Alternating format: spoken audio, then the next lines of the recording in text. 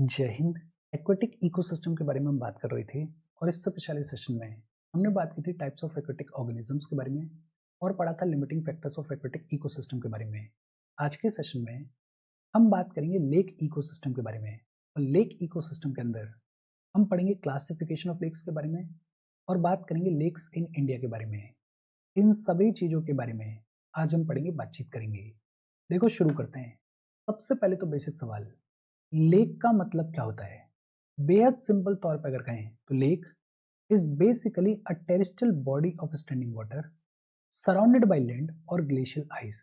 Simple, कोई भी ऐसी terrestrial body of standing water which is surrounded by land और glacial ice is known as lake. और simple तौर पर अगर कहें तो लेक बेसिकली एक लंबे चौड़े परमानेंट पॉन्ड के जैसी होती है। ये जो लेक्स होती हैं इनकी in general depth more than 3 metres होती है। ये जो लेक्स होती हैं इनमें स्पेसिफिक जोन्स देखने मिलते हैं, बायोलॉजिकल कम्युनिटीज के स्पेसिफिक जोन्स देखने मिलते हैं लेक्स के अंदर। फॉर एग्जांपल, एक देखने को मिलता है लिटोरल जोन। ये जो लिटोरल जोन होता है ये देखने को मिलता है शैलो वाटर्स में। ये जो लिटोरल जोन होता है इसमें रूटेड प्लांट्स देखने मिलते हैं। ये जो लिटोरल जोन होता है इसमें इमर्ज प्लांट्स देखने मिलते हैं, इसमें फ्लोटिंग प्लांट्स देखने मिलते हैं, इसमें सबमर्ज प्लांट्स देखने मिलते हैं। लेक के एकदम किनारे पे देखने मिलता है ये लिटोरल जोन। दूसरा होता है लीमेंटिक जोन। ये जो लीमेंटिक जोन होता है ये डीप वाटर्स में देखने मिलता है। ये जो लीमेंटिक जोन होता है ये बेसिकली सनलाइट जोन होता है। ये जो लीमेंटिक जोन होता है ये एक तरीके से यूफोटिक जोन होता है। और तीसरा देखने को मिलता है बेंथिक जोन। ये जो बेंथिक जोन होता है ये लेक के एकदम बॉटम में देखने को मिलता है। ये जो लेक्स होती हैं इनमें बायोलॉजिकल कम्युनिटीज के स्पेसिफिक जोन्स देखने को मिलते हैं। फॉर एग्जांपल, एक देखने को मिलता है लिटोरल जोन। ये जो लिटोरल जोन होता है ये देखने को मिलता है शैलो वाटर्स में। ये जो लिटोरल जोन होता है इसमें रूटेड प्लांट्स देखने को मिलते हैं। ये जो लिटोरल जोन होता है ये लेक के एकदम किनारे पे देखने को मिलता है। और दूसरा देखने को मिलता है लीमेंटिक जोन। ये जो लीमेंटिक जोन होता है ये डीप वाटर्स में देखने को मिलता है। ये जो लीमेंटिक जोन होता है ये बेसिकली सनलाइट जोन होता है। ये जो लीमेंटिक जोन होता है ये एक तरीके से यूफोटिक जोन होता है। और तीसरा देखने को मिलता है बेंथिक जोन। लेक के एकदम बॉटम पे देखने को मिलता है बेंथिक जोन। इजी और सिंपल सी बात है। अभी तक हमने सिर्फ दो चीजों के बारे में पढ़ा। एक तो लेक क्या होती है, लेक क्या होती है ये हम सबको ऑलरेडी पता है। और दूसरा हमने बात की specific zones of biological communities. अब बात आती है क्लासिफिकेशन ऑफ लेक्स के बारे में। ये जो लेक्स हैं इनको किन बेसिस पे क्लासिफाई करके देखा जाता है? एक क्लासिफिकेशन किया जाता है on the basis of salinity levels. और सैलिनिटी लेवल्स के बेसिस पे ये जो लेक्स हैं इनको 3 कैटेगरीज में डिवाइड करके देखा जाता है। कौन कौन सी 3 कैटेगरीज में डिवाइड करके देखा जाता है? एक बात होती है फ्रेश वाटर लेक्स की। ये जो फ्रेश वाटर लेक्स होती हैं they are fed by river water. ये जो फ्रेश वाटर लेक्स होती हैं इनके पास में पानी कहां से आता है? इनके पास में पानी रिवर्स से आता है। ये जो फ्रेश वाटर लेक्स होती हैं इनमें एक आउटफ्लोइंग स्ट्रीम भी देखने मिलती है। फ्रेश वाटर लेक्स पानी कहां से आता है? रिवर से आता है। और इन फ्रेश वाटर लेक्स में एक आउटफ्लोइंग स्ट्रीम भी देखने मिलती है। एग्जाम्पल्स की अगर बात करें तो डल लेक है, वुलर लेक है। ये जो डल लेक है, ये जो वुलर लेक है, ये दोनों ही जम्मू एंड कश्मीर में देखने मिलती हैं। ये एग्जाम्पल्स हैं फ्रेश वाटर लेक्स का। फिर दूसरी होती हैं brackish lakes. Brackish lakes basically coastal bodies होती हैं या इनलैंड वाटर बॉडीज होती हैं। ऐसी कोस्टल या फिर इनलैंड वाटर बॉडीज जिनमें सैलिनिटी जो है वो फ्रेश वाटर के कंपैरिजन में ज़्यादा होती है लेकिन सी वाटर के कंपैरिजन में कम होती है। ऐसी वाटर बॉडीज को बुलाया जाता है ब्रैकिश लेक्स। एग्जाम्पल्स की अगर बात करें तो चिल्का लेक है उड़ीसा में, वेम्बनाड लेक है केरला में, अष्टमुडी लेक है केरला में। ये एग्जाम्पल्स हैं ब्रैकिश लेक्स का। और तीसरी होती है सलाइन लेक्स। ऐसी लेक्स जिनमें कोई भी नेचुरल आउटलेट देखने को नहीं मिलता है। नेचुरल आउटलेट देखने को नहीं मिलता है इसका मतलब क्या है कि ये जो सलाइन लेक्स होती हैं इनमें जो वाटर होता है वो स्टेगनेंट होता है। और वाटर स्टेगनेंट होता है इस वजह से ये जो वाटर है ये over the period of time evaporate हो जाता है, पानी इवेपोरेट हो जाता है और नीचे जो है वो सॉल्ट की लेयर रह जाती है। ऐसी लेक्स को क्या बोला जाता है? सलाइन लेक्स बोला जाता है। फॉर एग्जाम्पल राजस्थान के अंदर एक सांबर लेक है। ये जो सांबर लेक है, it is an example of saline lake. Classification based on salinity levels अगर देखा जाए तो सैलिनिटी लेवल्स के बेसिस पर लेक्स जो हैं उनको 3 कैटेगरीज में डिवाइड करके देखा जाता है। कौन कौन सी 3 कैटेगरीज में डिवाइड करके देखा जाता है?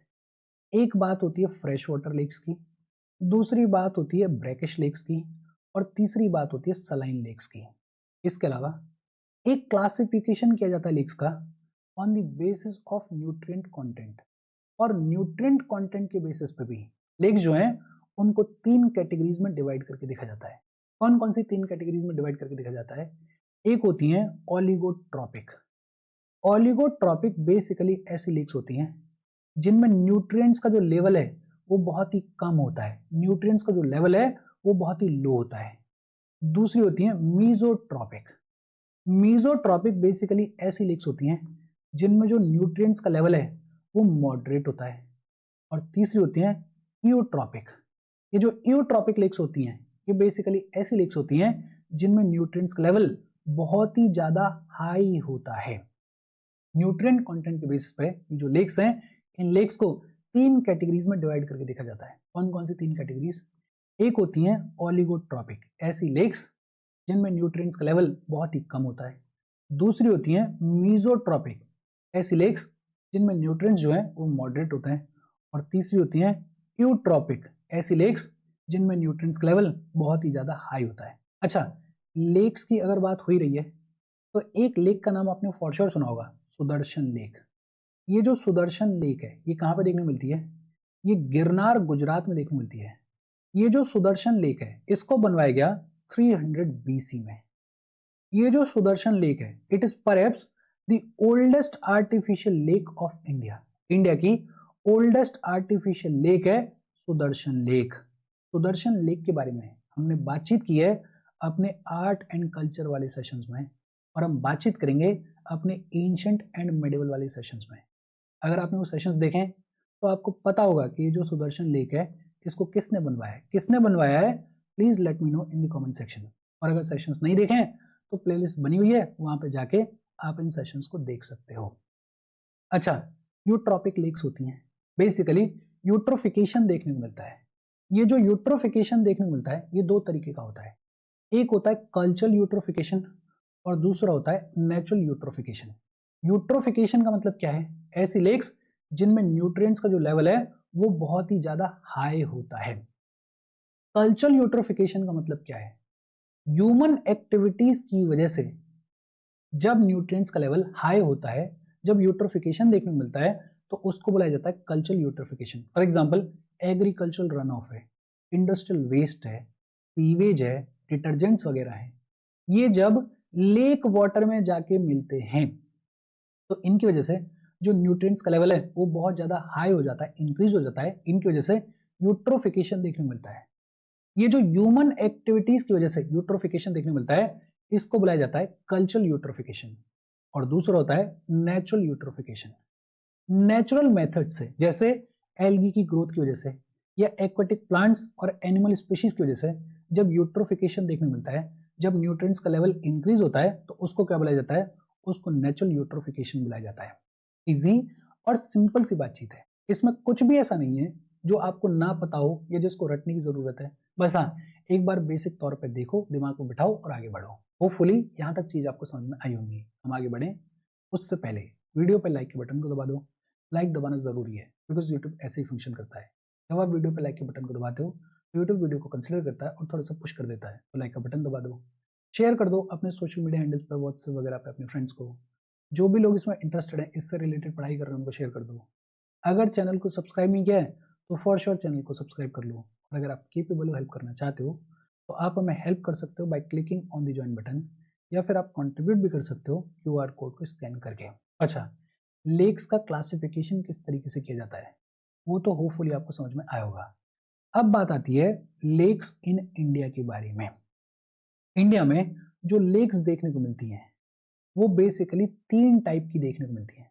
कौन कौन से 3 टाइप की लेक्स देखने को मिलती है इंडिया में? एक देखने को मिलती है नेचुरल लेक्स, नेचुरल लेक्स जैसे चिल्का लेक है उड़ीसा में, जैसे वेम्बनाड लेक है केरला में। दूसरे देखने को मिलते हैं आर्टिफिशियल रिजर्वायर्स, जैसे हीराकुंड है उड़ीसा में, भाखरा नांगल है पंजाब में। ये मैन मेड है, आर्टिफिशियल है। और तीसरे रामसर डेजिग्नेटेड वेटलैंड्स देखने को मिलते हैं, जैसे राजस्थान में एक केवलादेव नेशनल पार्क है, वेस्ट बंगाल में सुंदरवंस है। ये रामसर डेजिग्नेटेड वेटलैंड्स हैं। देखो लेक्स में और वेटलैंड्स में डिफरेंस क्या होता है? अगर मोटा मोटा बात करें तो लेक्स जो हैं वो ज्यादा गहरी होती हैं, वेटलैंड्स जो हैं वो उतने गहरे नहीं होते हैं। हालांकि और भी डिफरेंसेस हैं, जब इनकी बारी आएगी तब पढ़ेंगे, लेकिन हाँ फिलहाल के लिए इतना सा याद रखो कि जो लेक्स होती हैं ये ज्यादा गहरी होती हैं, वेटलैंड्स जो हैं वो कंपैरेटिवली कम गहरे होते हैं। अच्छा, ये जो लेक्स इंडिया में देखने को मिलती हैं, इनको प्रोटेक्ट करने के लिए, इनको मैनेज करने के लिए क्या रूल्स एंड रेगुलेशंस देखने को मिलते हैं? एक तो सीपीसीबी के बारे में आपने सुना होगा, सेंट्रल पॉल्यूशन कंट्रोल बोर्ड। ये जो सेंट्रल पॉल्यूशन कंट्रोल बोर्ड है, सीपीसीबी है, ये पॉल्यूशन के स्टैंडर्ड्स को सेट करता है और स्टेट बोर्ड्स को मदद करता है पॉल्यूशन को रेगुलेट करने में। एक नेशनल लेक कंजर्वेशन प्लान है, एनएलसीपी, नेशनल लेक कंजर्वेशन प्लान। ये बात करता है कि किस तरीके से लेक्स को रिस्टोर किया जा सकता है, किस तरीके से लेक्स को मैनेज किया जा सकता है। और फिर एक universal environment protection act of 1986 है। ये जो एनवायरनमेंट प्रोटेक्शन एक्ट ऑफ 1986 है, ये एनवायरनमेंट को प्रोटेक्ट करने के बारे में बात करता है। ये बात करता है पॉल्यूशन को मैनेज करने के बारे में। दिसंबर 2025 तक की अगर बात करें तो हमारे कंट्री में 96 रामसर साइट्स एग्जिस्ट करती हैं। कितनी रामसर साइट्स एग्जिस्ट करती हैं? 96 रामसर साइट्स एग्जिस्ट करती हैं। तमिलनाडु में सबसे ज्यादा रामसर साइट्स देखने मिलती हैं। तमिलनाडु में 20 सबसे ज्यादा रामसर साइट्स देखने मिलती हैं। जो लार्जेस्ट साइट है हमारी कंट्री में वो है सुंदरवन वेटलैंड। वेस्ट बंगाल में जो सुंदरवन वेटलैंड है वो लार्जेस्ट रामसर साइट है हमारी कंट्री की। स्मॉलेस्ट साइट की अगर बात करें तो जो रेणुका लेक है हिमाचल प्रदेश में, रेणुका लेक हिमाचल प्रदेश और बेम्बनूर वेटलैंड कॉम्प्लेक्स तमिलनाडु में, ये स्मॉलेस्ट रामसर साइट है हमारी कंट्री में। और ओल्डेस्ट रामसर साइट की अगर बात करें तो चिल्का लेक उड़ीसा में और केवलादेव घना नेशनल पार्क राजस्थान में, ये ओल्डेस्ट रामसर साइट्स हैं। रामसर कन्वेंशन के बारे में फॉर श्योर आपने करंट अफेयर्स में पढ़ा होगा। ये जो रामसर कन्वेंशन है, रामसर कन्वेंशन ऑफ वेटलैंड्स, इसको साइन किया गया 1971 में। कहाँ पे साइन किया गया?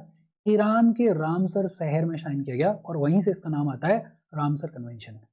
इंडिया ने ये जो रामसर कन्वेंशन है इसको रेटिफाई कब किया? 1982 में रेटिफाई किया।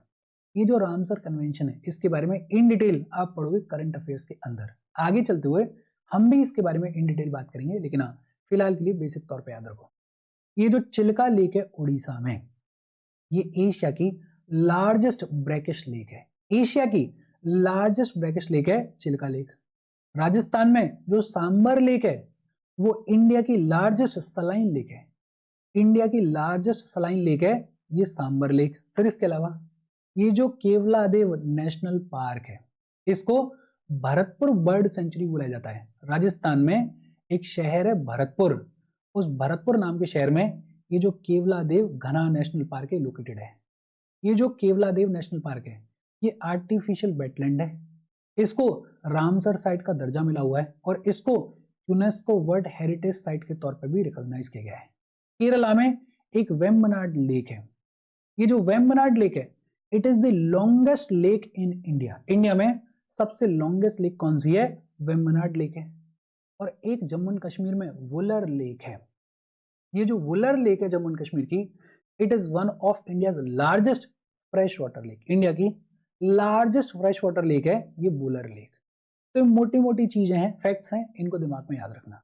अच्छा, अब बात आती है, अभी हमने बात की कि एक होती हैं ओलिगोट्रॉपिक लेक्स और एक होती हैं यूट्रॉपिक लेक्स।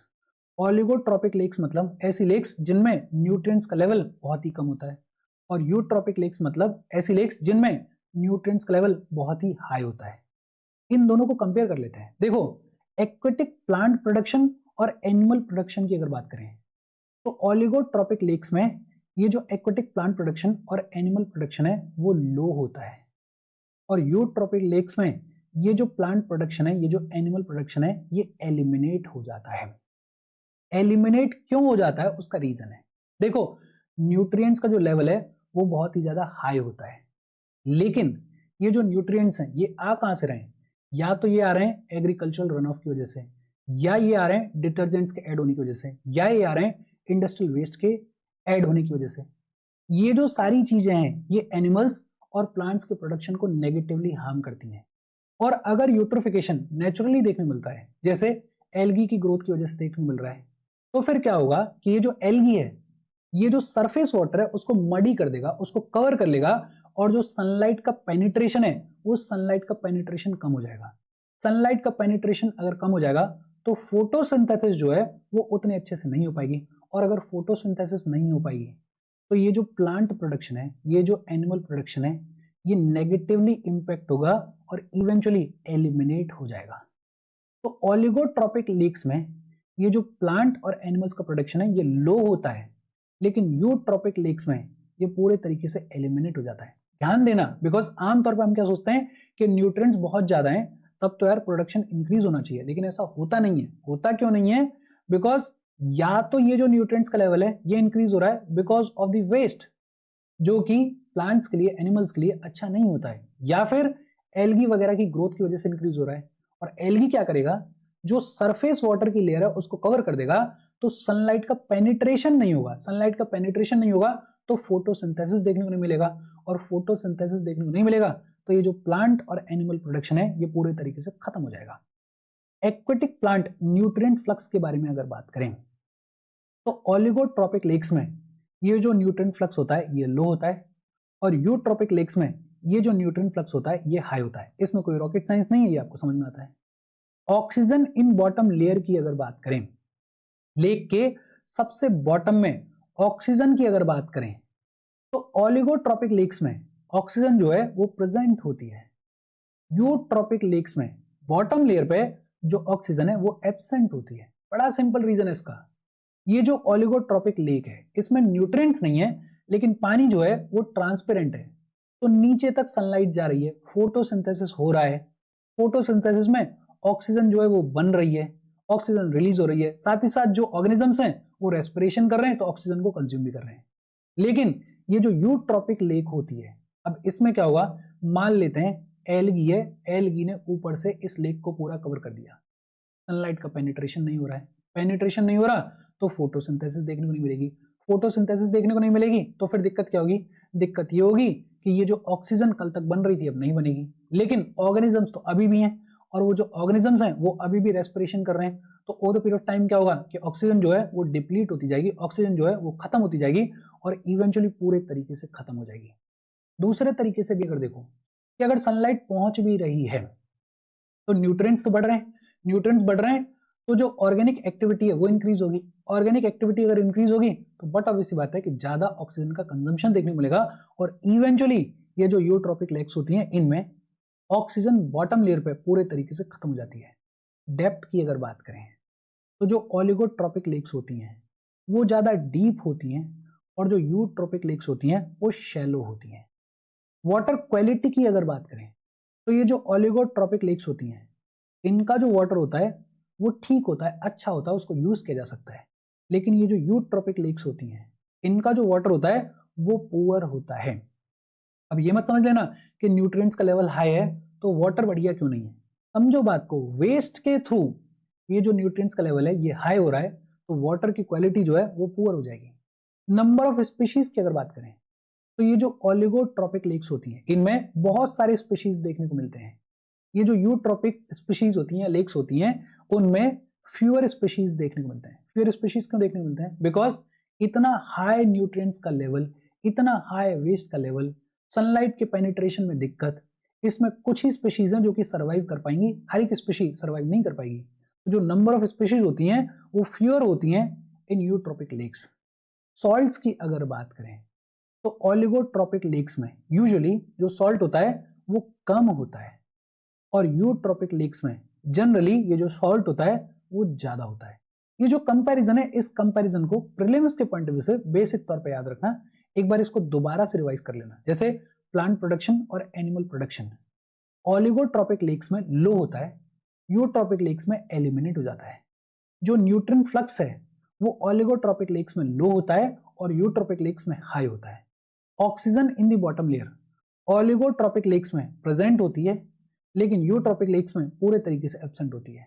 डेप्थ की अगर बात करें तो जो ओलिगोट्रोपिक लेक्स होती हैं वो ज्यादा डीप होती हैं, जो यूट्रोपिक लेक्स होती हैं वो शैलो होती हैं। वाटर क्वालिटी की अगर बात करें तो जो ओलिगोट्रोपिक लेक्स होती हैं उनमें वाटर क्वालिटी बेहतर होती है in comparison to eutrophic lakes. Number of species की अगर बात करें तो ओलिगोट्रोपिक लेक्स में ज्यादा स्पीशीज देखने को मिलती हैं, यूट्रोपिक लेक्स में कम स्पीशीज देखने को मिलती हैं। इजी और सिंपल सी बात है। ये जो मैप है, ये मैप मैंने गूगल से लिया है, इसमें इंपॉर्टेंट लेक्स ऑफ इंडिया की बातचीत की गई है। जैसे वुलर लेक दिखाई गई है यहाँ पे, Wular lake is the largest fresh water lake. Sambhar lake दिखाई गई है, Sambhar lake is the largest salt water lake. Lonar lake दिखाई गई है, Lonar lake is the national geo heritage monument. Vembanad lake दिखाई गई है, Vembanad lake is the longest lake. Chilika lake दिखाई गई है, Chilika lake is the largest brackish water lake. फिर यहाँ पे चोलामू लेक दिखाई गई है, Cholamu lake is the highest lake. और भी बहुत सारी लेक्स हैं। तो ये जो मैप है, इस मैप को एक बार ढंग से देखो। ये जो लेक्स हैं जैसे पुलिकट लेक है, पुलेरू लेक है, नागार्जुन सागर लेक है, ये जो लेक्स हैं लोकतक लेक है, ये जो लेक्स हैं इनको एक बार में अपने दिमाग में बिठाओ, फाइंड अप करो। कोई डाउट हो कमेंट करके पूछ लेना। Thank you very much.